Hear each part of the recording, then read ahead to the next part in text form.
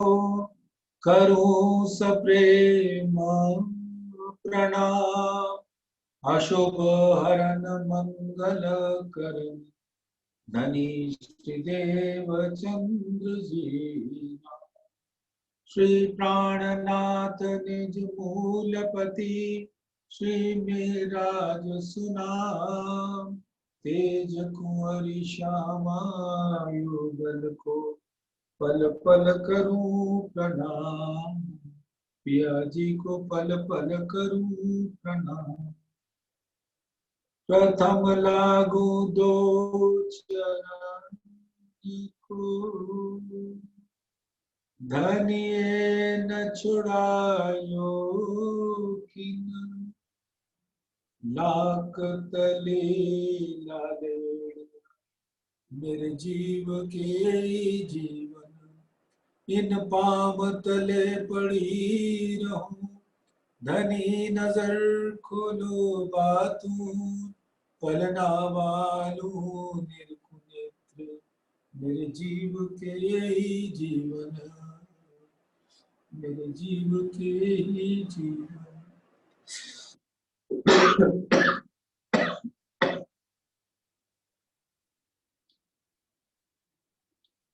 धामधनी अक्षराती अपने लाडले सुंदर साथ को जगाने के लिए विध विध के उपाय वाणी द्वारा पहुंचा रहे। सबसे आवश्यक होता है इस तन के अंदर जो चेतन तत्व है, जो आदि नारायण की चेतना का, आदि नारायण के चिदाभास की चेतना का अंश, उसको जगाना। ये तन जीवित दिखता है, इसलिए दिखता है क्योंकि इसके अंदर वो चेतना का अंश होता है, जीव। और जब तक जीव नहीं जागेगा, आत्मा नहीं जाग पाएगी। फिर आत्मा को दूसरा तन धारण करना पड़ेगा, जिसके अंदर जीव निर्मल हो और जागृत अवस्था में आने का प्रयास करना। और क्योंकि अब वो समय दूर नहीं है, इस संसार का समय वो दूर नहीं है, जब आत्माएं अपने मूल तनों में जागृत हो जाएं, तो आज इस संसार में 754 करोड़ लोग हैं और घने अंधकार में, माया के गर्त में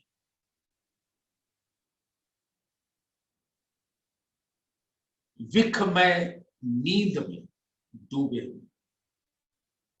उन्हें पता ही नहीं कि इस तन को पाने के बाद उन्हें करना क्या।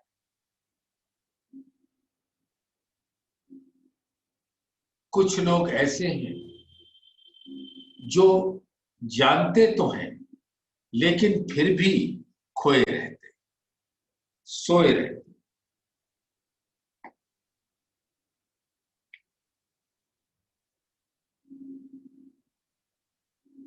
प्रकाश हिंदुस्तानी प्रकरण 30, प्रगट वाणी प्रकाश की राग सामेरी की चर्चा कल से चल रही है। 7 चौपाई तक हम लोगों ने संग बैठकर सहूर किया था। आज 8वें चौपाई से प्रारंभ करेंगे और बस इतना जान लीजिए कि ये जो ज्ञान दिया जा रहा है, यहां पे तो बताने वाले बहुत हैं कि माया बड़ी ठगनी है, ऐसा है वैसा है, लेकिन अब ये पुकार है उन जीवों के लिए जिन पर आत्मा विराजमान है, जो ब्रह्म सृष्टि कहलाते हैं इस संसार। तो उनके जीवों को जगाना धाम धनी के मेहर के बिना नहीं हो सकता।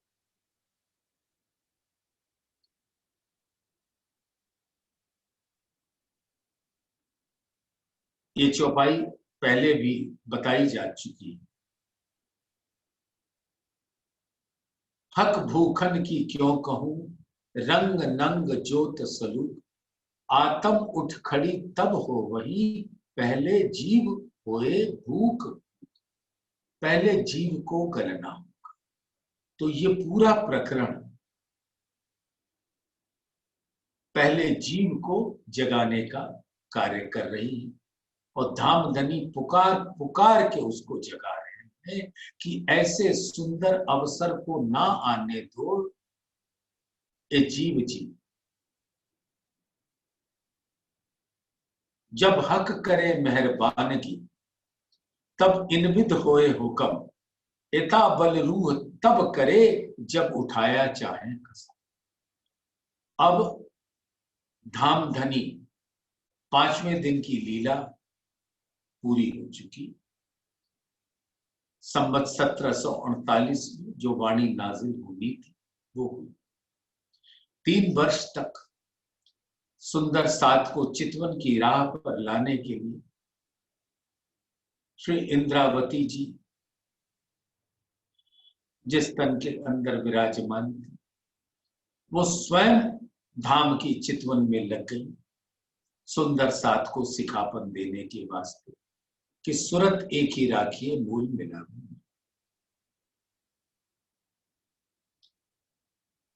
तो जीव को जगाने का कार्य तो करना पड़ेगा। और 6ठे दिन की लीला में महामती जी के धाम हृदय में तो साक्षात अक्षरातीत जुगल स्वरूप का आवेश विराजमान है, और वहीं से भिन्न भिन्न परमहंसों के द्वारा जागनी होती रही। मूल में कराने वाले तो राज्य हैं, उनका आवेश स्वरूप है जो इंद्रावती के धाम दिन में विराजमान। क्योंकि इस संसार में सिर्फ इंद्रावती जी को अक्षरातीत होने का खिताब मिला, और न उसके पहले और न बाद। धनी देवचंद्र जी को भी के अंदर भी अक्षरातीत विराज। लेकिन अब 5वें दिन की लीला के बाद किसी भी तन को अक्षरातीत कहलाने का सौभाग्य नहीं था। 5वें दिन की लीला संवत 1751 में धनी हम सबकी नजरों से, तन के नजरों से अंतर ध्यान हुए, लेकिन आज भी हमारे बीच में विराजमान है, और अपने हुक्म के द्वारा 6ठे दिन की लीला भिन्न भिन्न परमहंसों के द्वारा जागनी करवा।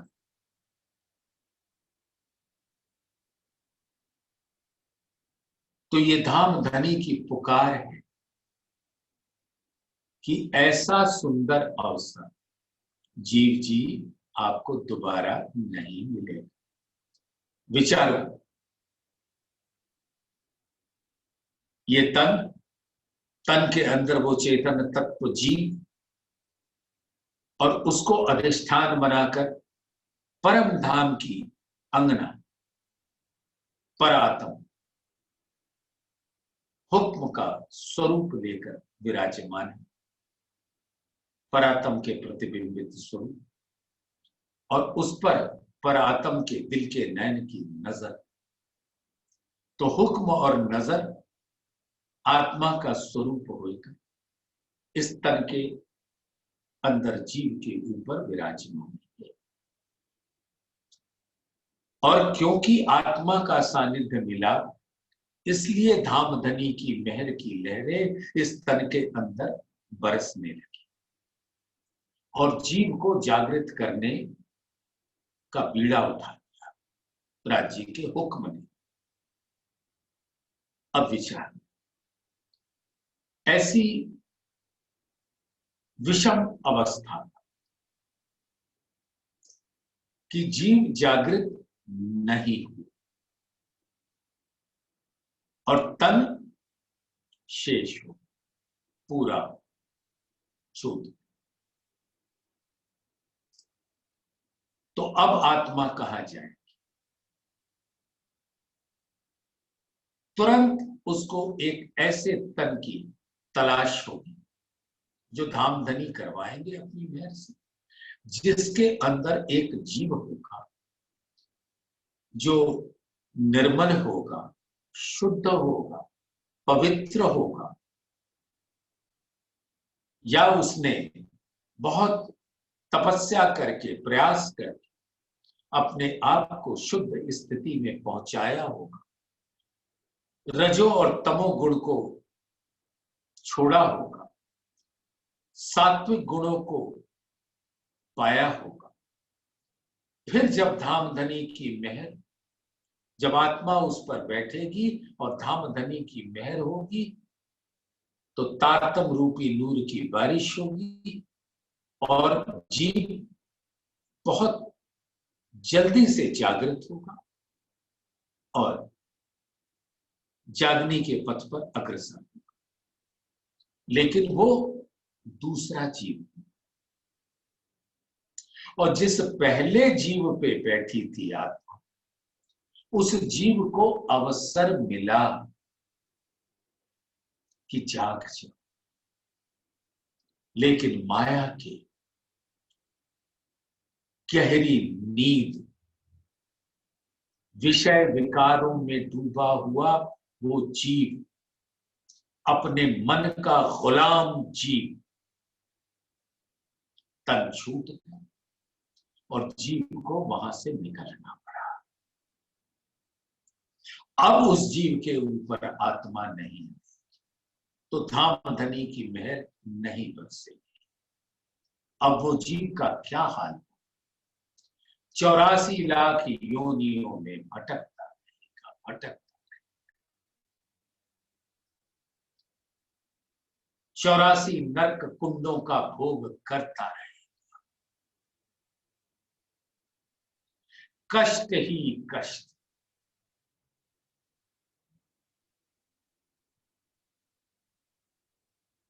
कभी उसको कुत्ते का तन मिलेगा, कभी गाय बकरी भैंस जिसको हलाल किया जाएगा, जबह किया जाएगा, गर्दन काट दी जाएगी, मुर्गा होगा तो तेल में उसको फ्राई किया जाएगा। तो इस जीव को इन सभी योनियों से गुजरना पड़ेगा। आप यहां अकेले खड़े होते हो, एक बकरे को काटा जाता है और वो बकरा किस प्रकार से तड़पता है आप देखते हो, आपके दिल को हल्की सी चोट तो लगती है, बस थोड़े समय के लिए आप द्रवित होते हो और फिर अपने घर पे बैठ जाते हो। अब सोचो, अगर वही जीव जिसके ऊपर अवसर मिला था आत्मा के आने का, जागृत नहीं हुआ, माया की नींद में डूबा रहा और फिर वो बकरा बन गया और खा पिला के उसको मोटा किया गया, फिर एक लंबी ऊंची तलवार मार के झटके से काट दिया गया, या किसी प्रथा में उसको धीरे धीरे रेत रेत के ज़बह किया गया। वो तड़पता रहा, उसके टांग तड़पते रहे और वो कसाई उसको दबाकर उसको काटता रहा, ज़बह करता रहा। ऐसे न जाने कितने योनियों से उस जीव को गुजरना पड़ेगा।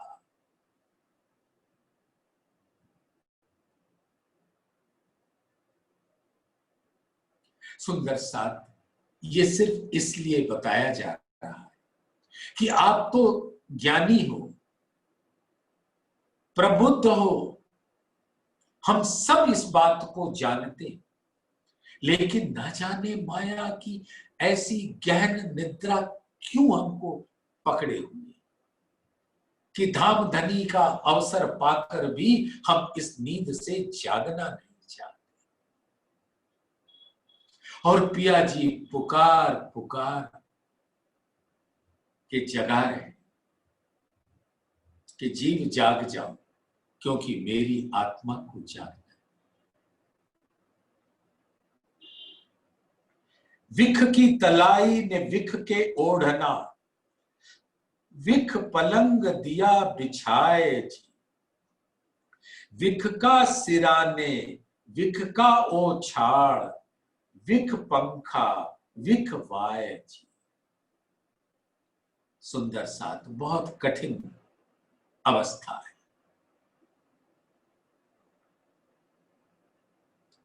ये जो सुंदर पलंग होता है, उसके ऊपर सुंदर गद्दा, गद्दे के ऊपर सुंदर चादर मखमली, बहुत ही मुलायम, ओढ़ने के लिए मुलायम चादर, या ठंड के दिन में मखमली कंबल या रजाई, ये सारे हमें करते क्या है? हमें माया की गहरी निद्रा में सुला देते हैं, जिससे हम धाम धनी के तारतम ज्ञान को लेने की का कष्ट ना करें। हम रजाई ओढ़कर सोएं, गर्मी के दिन में पंखा चला, जाड़े के दिन में हीटर चला, ये सब तन को सुख देने के वास्ते। ये इंद्रिय इसके अंदर जो विराजमान है, वो इस तन के माध्यम से सुख को ग्रहण करके मन को पहुंचाती है, और मन फिर कुछ और फिराक में लग जाता है कि ये सुख मिला तो कुछ और सुख मिले, तो माया का सुख ओढ़ता जाता है, ओढ़ता जाता है। जागते विख और सुपने विखरे, नींद में विख निदान जी, बाहर का विख क्यों कर कहूं रे, बहे आंधी वाए अज्ञान जी। सुंदर सा, जब हम जागे हैं तो भी विख का ही दृश्य देख रहे हैं, विख ही का भोजन कर रहे हैं, और विख ही का रस पा रहे हैं। आप सोचिए,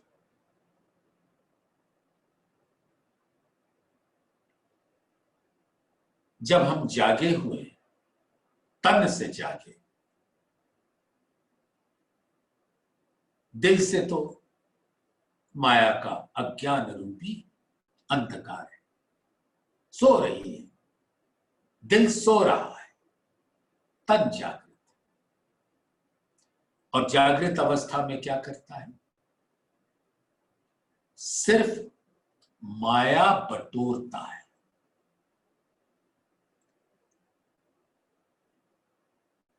अपने इस तन को झोंक देता है माया बटोरने के कारण। आप सभी सुंदर साथ जानते, हम 8 घंटे नहीं, 16 घंटा, 18 घंटा कार्य करते रहते हैं। किस लिए?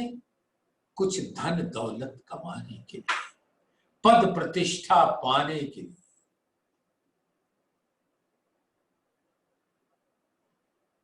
सुविधाओं को उपलब्ध कराने के लिए। और जैसे ही तन छूटा, ये सारी चीजें शून्य हो जाती। तो जागते भी विख और सुपने भी विख, और हम जागते हुए भी सुपना देखते। कैसे? हम जागे हुए हैं,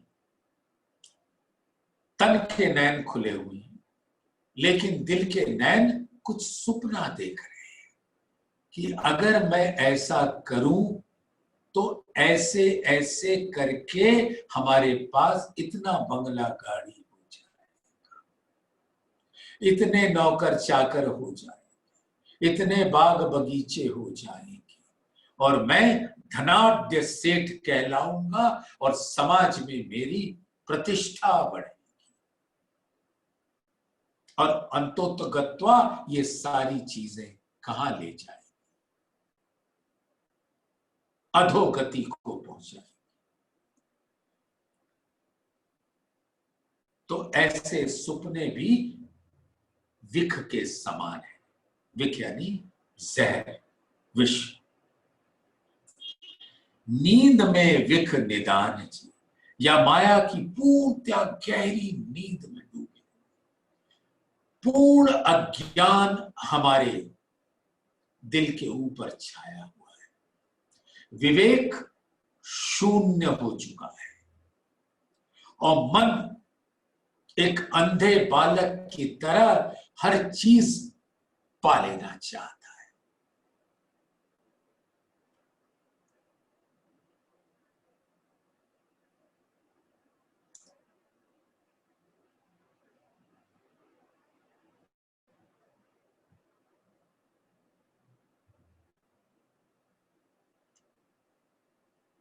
बाहर का विख क्यों कर कहूं रे? अब बाहरी ये माया के जो संसाधन है, इसके बारे में मैं क्या और बयान करूं? बहे आंधी वाय अज्ञान जी, लेकिन दिल के ऊपर अज्ञानता का अंधकार छाया हुआ है, हाथ को हाथ नहीं सूझ रहा,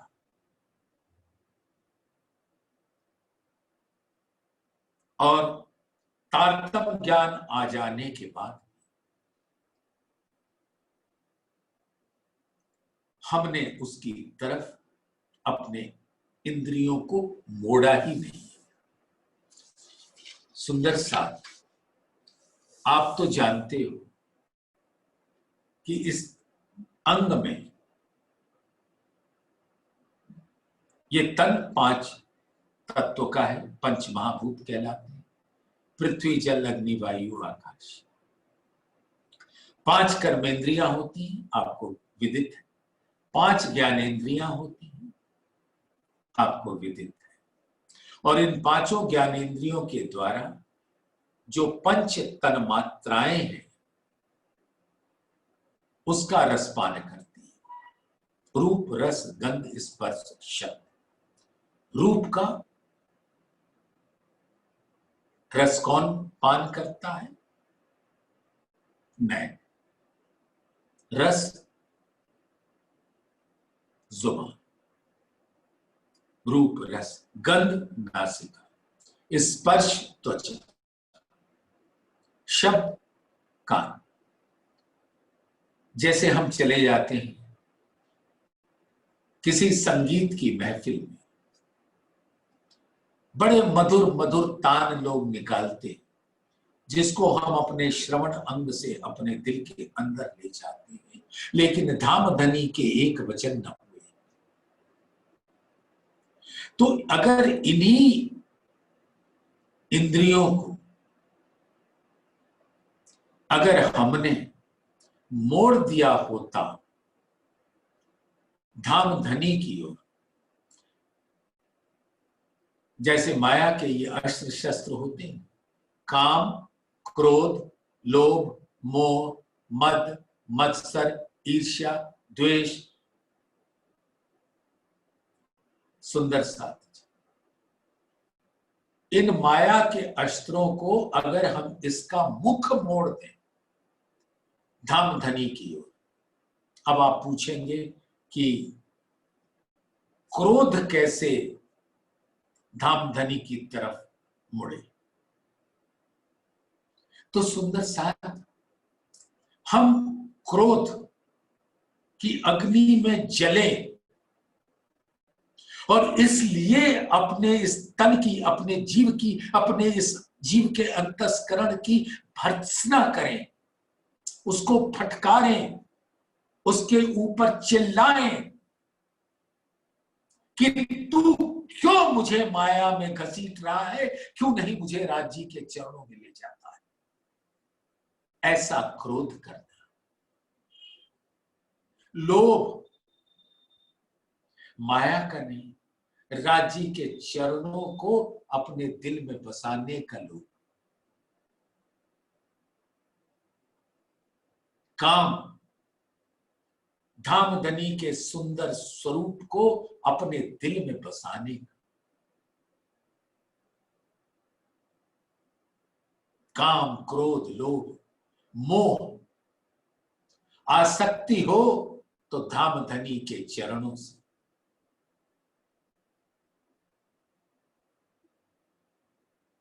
अगर हमारे अंदर अहंकार हो तो वो माया का अहंकार ना हो, हक की मैं, धामधनी का अहंकार हो, यानी उनके होने का इस आत्मा के अंदर की जानकारी। तब तो जानो कि जीव ने पूरा प्रयास करके अपने इन ही अस्त्रों शस्त्रों जिससे वो माया का रसपान कर रही थी, अब वो करने लगी धामधनी का। और जैसे ही जीव की ये स्थिति होती है, आत्मा अपने राह पर निकल लेती है। और ये पुकार कौन रहा है? हमारे धाम के धनी। ये आवाज किसकी है? धाम के धनी की, किसी गुरु की नहीं है, किसी सिद्ध पुरुष की नहीं है। यह हमारे प्राण के प्रीतम, जो क्या कहते हैं? प्रीतम मेरे प्राण के। अब राज्य कहते हैं, तुम मेरे दिल के ऊपर राज्य करने वाले मेरे प्रीतम, प्रीतम मेरे प्राण के। अंगना आत्म नूर, मन कल्पे खेल देखते, एक दुख करूं सब दूर। मैं जानता हूं कि तुम लोग मेरी ब्रह्म सृष्टियां इस माया में आके उलझ गए हो, बहुत दुख को प्राप्त हो रहे हो, लेकिन मैं ऐसा कुछ करूंगा कि तुम्हें शीतल वायु लगे, धाम की सुगंध आए और मेरे जुगल स्वरूप के चरण कमल तुम्हारे दिल पर शांति और प्रेम की लहरें बसाए।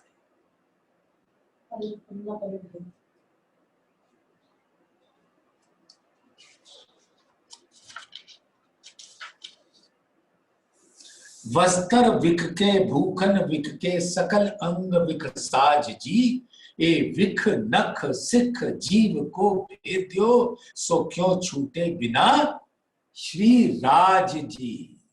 वाह सुंदर सा, मेरे प्राण प्रीतम का नाम आ गया, अब और क्या चाहिए?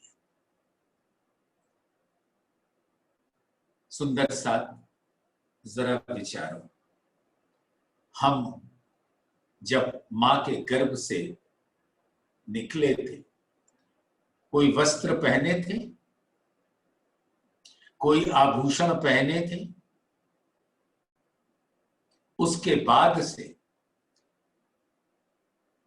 मां ने पहनाया, पिता ने पहनाया, भाई ने पहनाया, बहन ने पहनाया, लेकिन एक अवस्था धीरे धीरे वो आ गई जब हमने इस तन को झोंक दिया कि ऐसा कुछ करो कि सुंदर से सुंदर वस्त्र हमारे ऊपर आ जाए और मैं टेढ़ी पाग करके एकदम सुंदरता का प्रतीक बन जाऊं और लोग आहें भरे जब मुझे देखने लगे और मेरे अंदर गर्व की पराकाष्ठा बैठ जाए।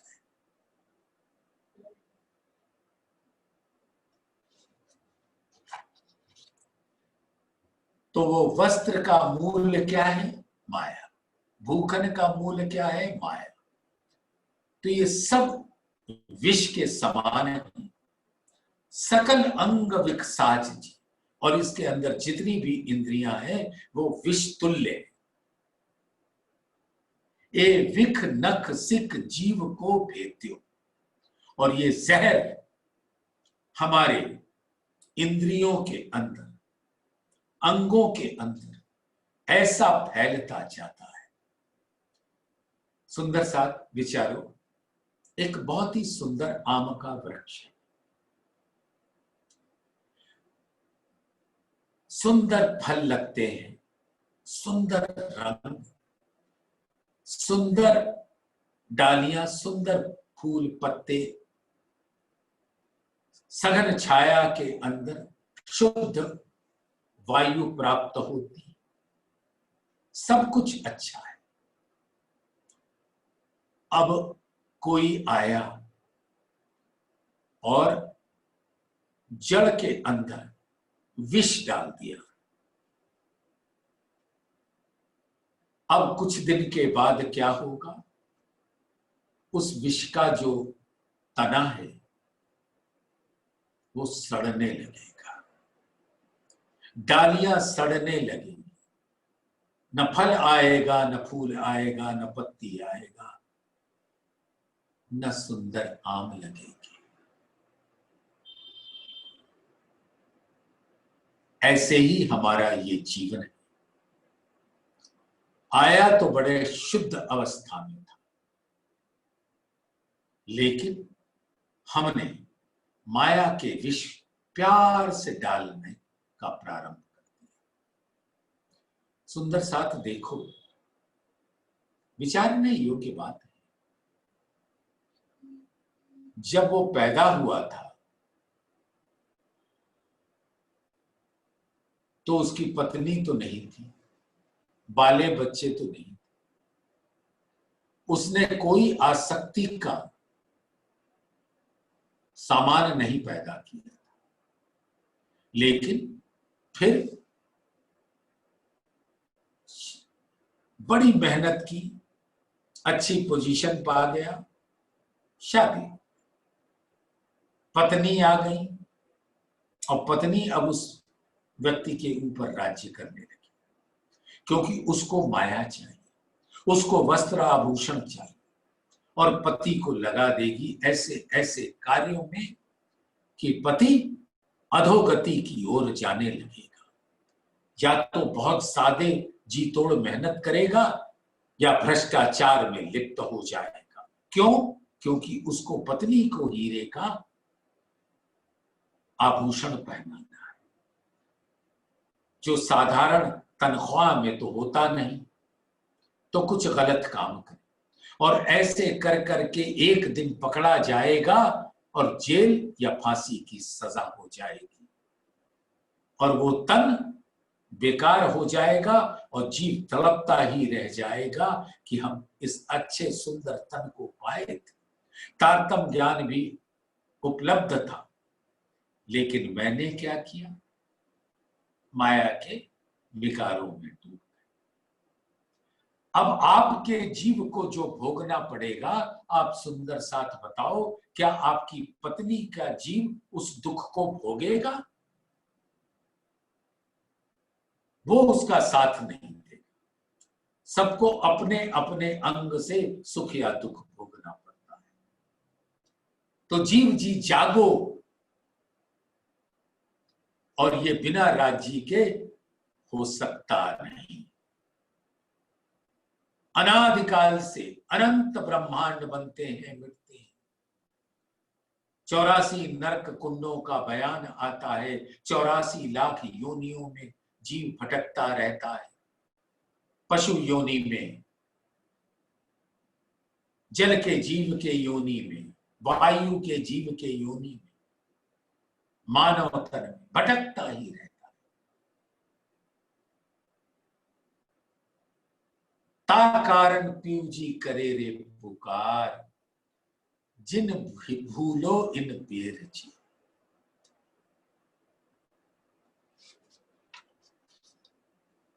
और ये राज्य के बिना हो सकता नहीं। तो अब जीव जी, आपको राज्य का आदेश हो रहा है, सुन लीजिए। जोर कर तुम जागो जीव जी, नहीं सूते की ये जीवी जी। अब ये अवसर सोने का नहीं है, माया के नींद में लिपटने का अवसर नहीं है। अपनी आत्मा को जागृत करके मूल तन से मिलने का अवसर है, और जीव को भी परम धाम के प्रतिबिंबित स्वरूप का सुख योग माया के ब्रह्मांड में देने का है।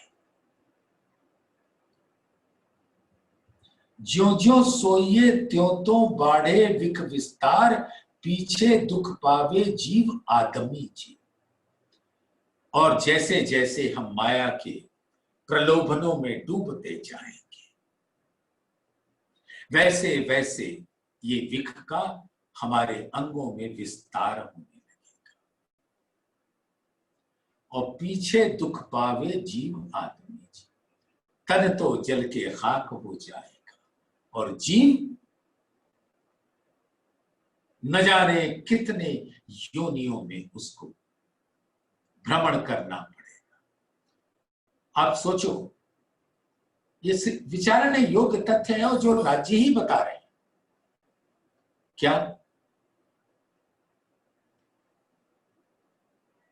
एक मनुष्य तन परिवार है, सगे संबंधी है, पद प्रतिष्ठा है, धन दौलत है, बीमार पड़ जाता है।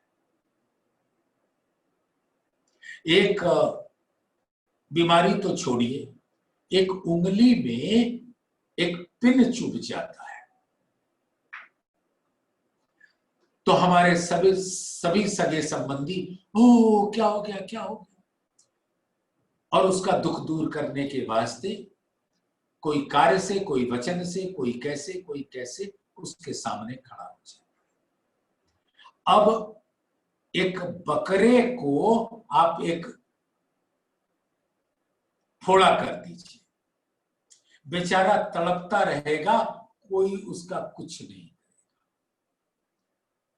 तो आप मानव रहना चाहोगे कि बकरा घोड़ा कुत्ता बनना चाहोगे? तो सब कोई कहेंगे मानव। तो मानव बन के किया क्या? फिर वही 84 लाख योनि। एक जिमी तुम क्यों ना छोड़ो, अजू नाही नींद बाड़ी जी। इन जिमी नींद दुखड़े घने रे, पीछे क्यों ए न जाए काड़ी जी। ये दुख की जिमी को, इस माया की जिमी को छोड़ दो सुंदर साथ, इसको नहीं छोड़ा तो आत्मा देखती रह जाएगी और तन छूट जाएगा।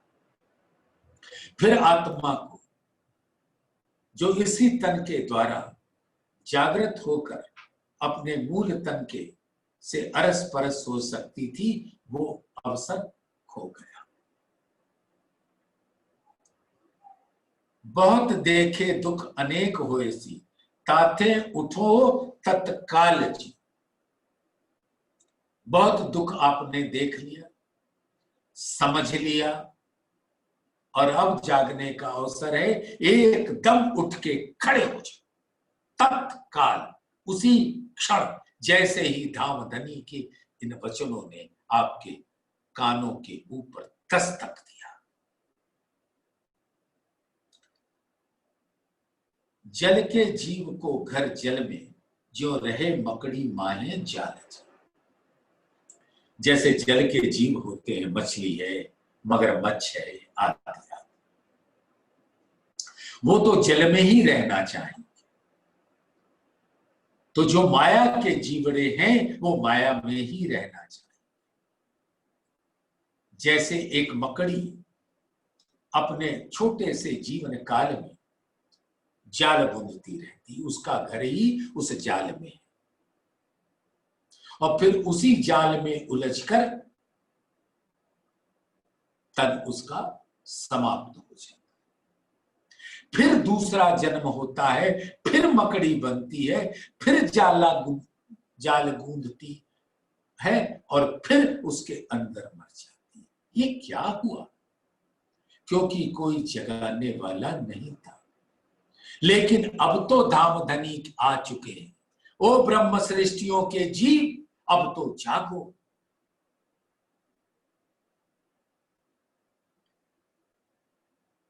अब देखो, हम भी अपने परिवार में कितने शान से रहते, पैदा हुए समृद्ध घर में, परिवार में, हमें उच्च शिक्षा मिली, उच्च पद मिला, धन की आमद हुई, हमने और भोग विलास के साधन इकट्ठा कर, अपने बच्चे को बहुत रुपए खर्च करके ऊंची शिक्षा दी, उसने भी पद प्रतिष्ठा पाई। जैसे हमने विवाह करके बच्चे पैदा किए और उसकी शादी तय की, और उस शादी में कैसे हम अपनी मूंछें तान कर बैंड बाजे बजाते हुए अपने धन का दिखावा करते हुए बड़े शान से लड़की वाले आकर सिजदा बजाते हैं और हम ऐसे बैठते हैं जैसे न जाने कहां के राजा। और फिर क्या किया? उस लड़के को भी वैसी ही जाली गूंथने को बना दिया कि अब तुम्हारी शादी कर दी, अब तुम बच्चे पैदा करो और इनको पालने में अपना जीवन समाप्त कर दो। फिर जब अगला जन्म लेगा तो फिर यही करेगा। क्या है सुंदर सा।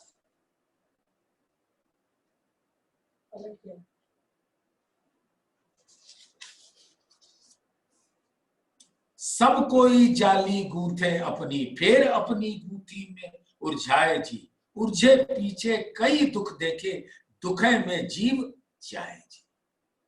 सबने अपनी अपनी जाली गूंथी और फिर अगले जन्म में जाली गूंथने को तैयार। और जो मेरे वाले बच्चे हैं उनको भी मैंने क्या सिखाया? जाली गूंथो। उनको कुछ और न सिखाया। हमने बच्चे पैदा किए, तुम भी बच्चे पैदा करो और उन बच्चों का विवाह करो और उनको भी बोलो कि वो भी बच्चे पैदा करें। बस यही करते रहे। कब धामधनी की याद आएगी? कब धामधनी का सुंदर सुहावना मुखारबिंद हमारे दिल में आएगा?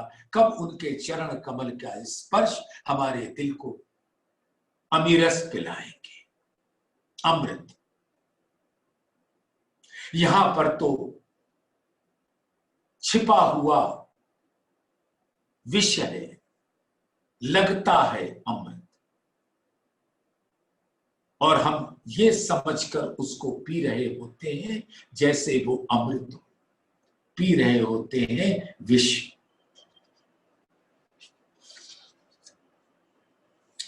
बहुत दुख देखे जीव जाते, तो भी गूंथे जाली फेर फेर जी। दोष नहीं इन मकड़ी का रे, इनका घर हुआ जाली अंधेर जी। तो ये अभी आपने सुना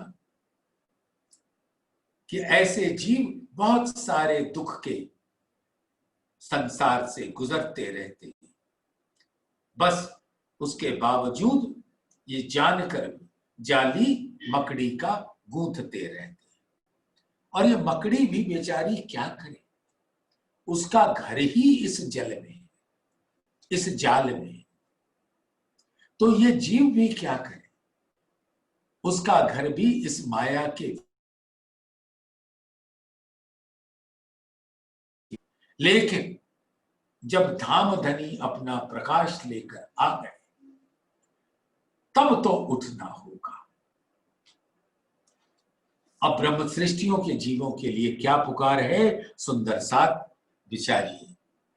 अपने घर इतना ही साथ जी, 14 भवन में कित जी, ता कारण पीयूजी करे रे पुकार, तुम क्यों सूते इत जी।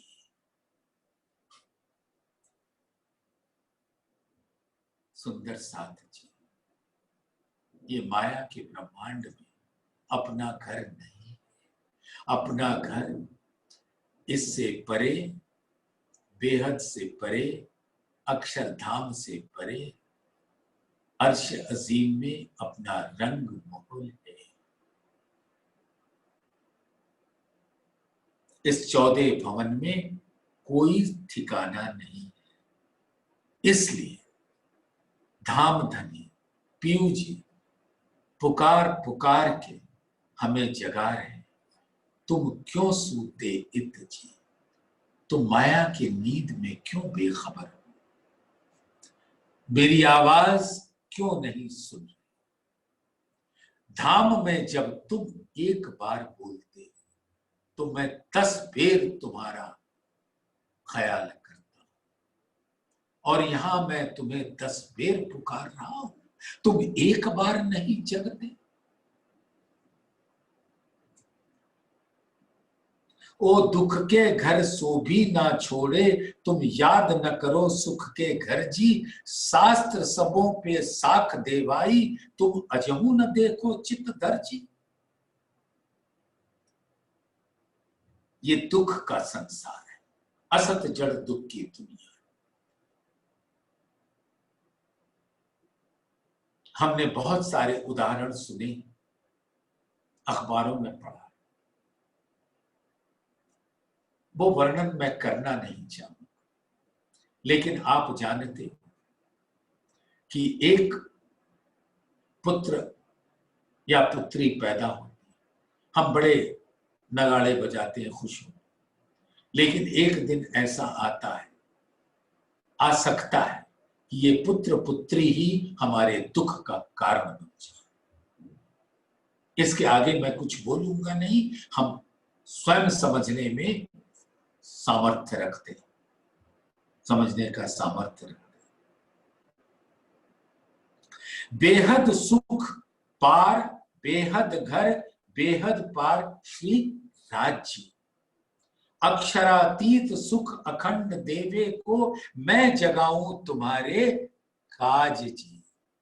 सुंदर साथ, इससे अधिक लाड़ आपको किसी भी जन्म में मिला हो तो याद कर लो, अगर पुराना जन्म याद आ जाए तो, या इस जन्म में भी तारतम ज्ञान मिलने के पहले अगर ऐसा लाड़ मिला हो तो जाग जाओ जी। अक्षरातीत तो अखंड का सुख देने के लिए आए, और मैं जगाऊं तुम्हारे काज जी। तुम जिस कारण से यहां आए थे, अब उस कारण को पूरा करके मैं तुम्हें जगाऊंगा। मैं इन्हों को जगाऊंगा भान के सुबह सत, इन्हों को इन जिमी में करो वाहिद माथा। तुमको अपना मूल स्वरूप की पहचान कर, पीऊ पुकार पुकार थके, तुम अजहू जल बिन गोते खात जी, दिन उगते संझा होत है, पीछे आड़ी पड़ेगी रात जी। इसका मतलब ये है सुंदर सा,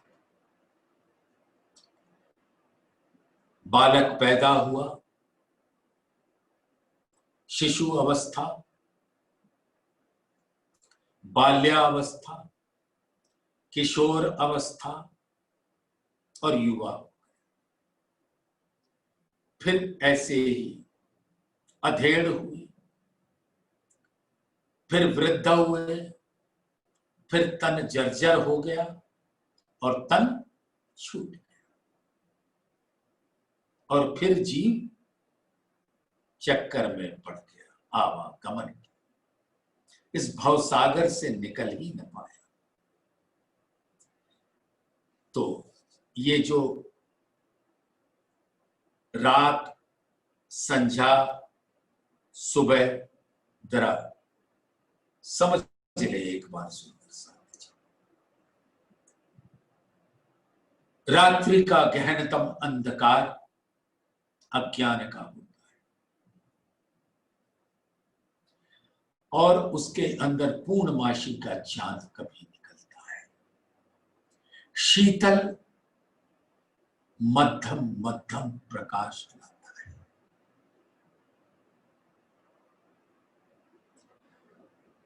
फिर धनी देवचंद्र जी आए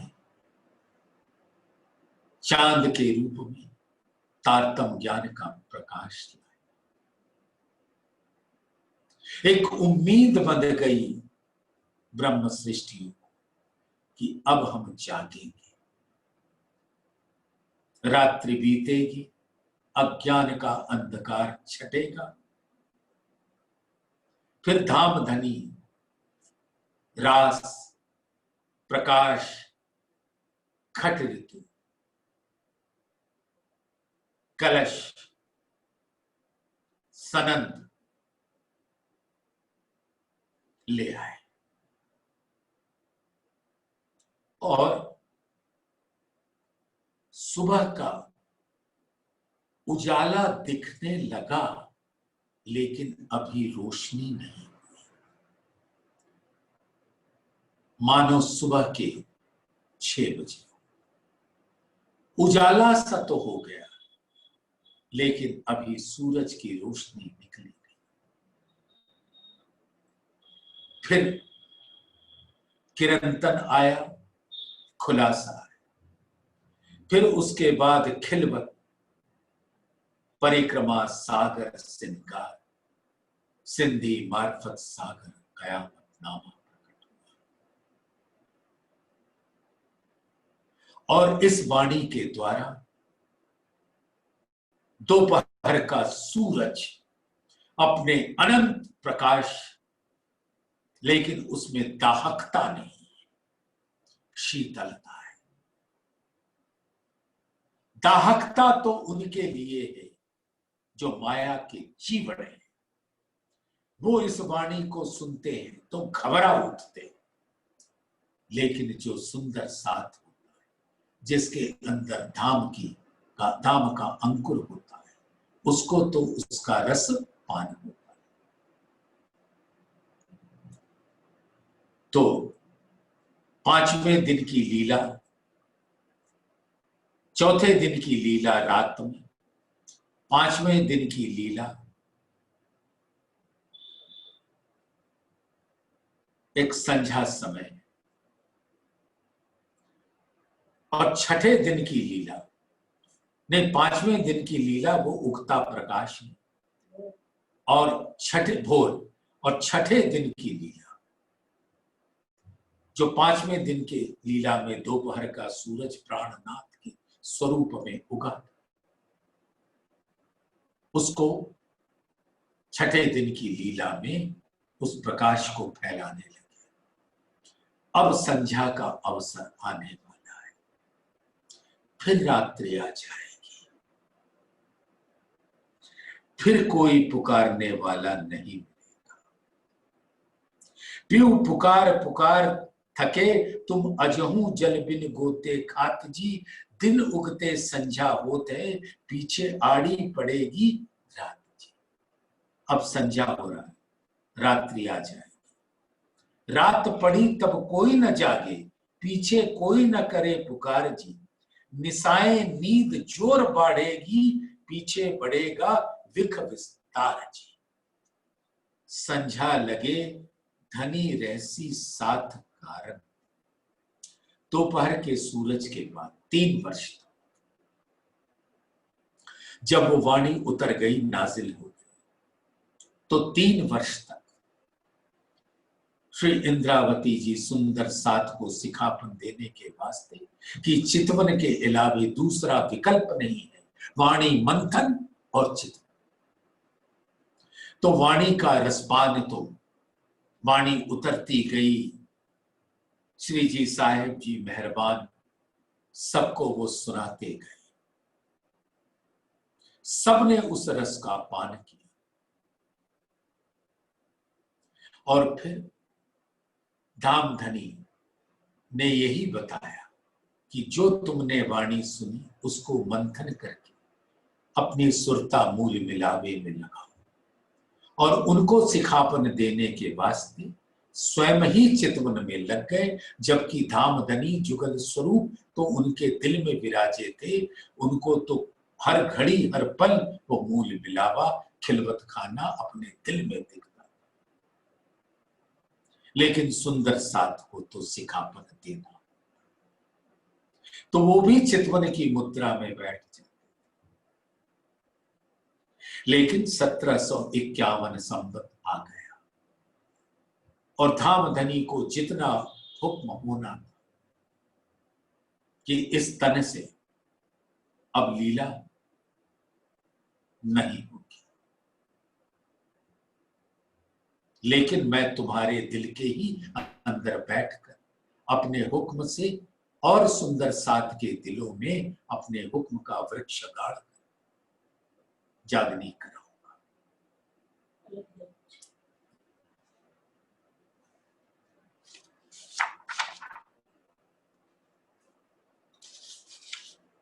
तो संझा लगे धनी रहसी साथ कारण,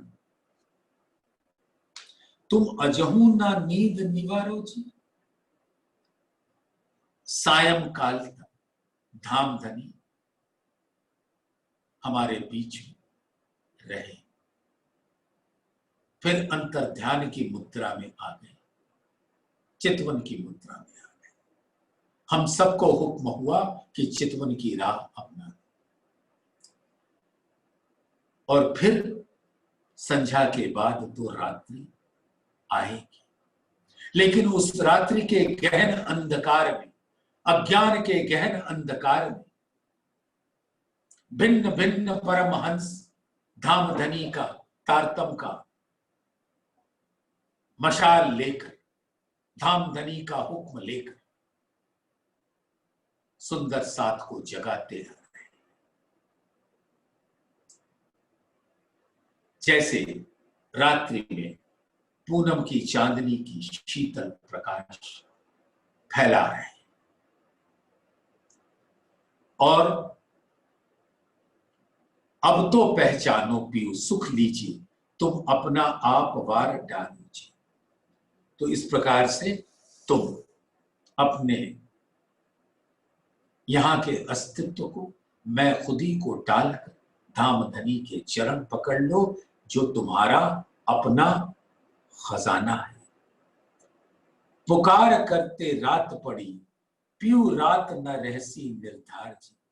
जो दुश्मन तुमको भुलावत है, सो तुम क्यों न करत विचार जी। अभी तक जितना भी बयान हुआ, ये मकड़ी का जाला जो हमने अपने चारों ओर गूंथ लिया है, वही हमारा दुश्मन है। ये गुण अंग इंद्रिय जो हमारे अंदर है, जो हमारा जीव का ये जो मन है, यही हमारा दुश्मन है, यही हमें भटकाने का कार्य करता है। लेकिन पीयू जी की पुकार, तारतम का प्रकाश और हम धामधनी के सुंदर चरण कमल का दीदार कर सकते हैं, अपने दिल के ऊपर उसके रस का पान कर सकते हैं, उसके स्पर्श का सुख ले सकते। तो सुंदर साथ धामधनी की कृपा से, धामधनी ने जिस प्रकार से उन जीवों को जगाया, पुकारा अपनी आत्माओं को, जिन जीवों पर आत्मा विराजमान है, उन जीवों को अब सावधान होकर, सावचेत होकर उठना है। तो 22 नंबर की चौपाई का आज बयान होता है। धामधनी ने आगे भी बहुत कुछ बताया, उसका श्रवण कल करेंगे। तो आज इस 22 नंबर की चौपाई को दोहराते हैं सुंदर साथ। पुकार करते रात पड़ी, पियू रात ना रैसी निर्धार जी। जो दुश्मन तुमको भुलावत है, सो तुम क्यों न करत विचार जी, सो तुम क्यों न करत विचार जी। बोलिए श्री राम।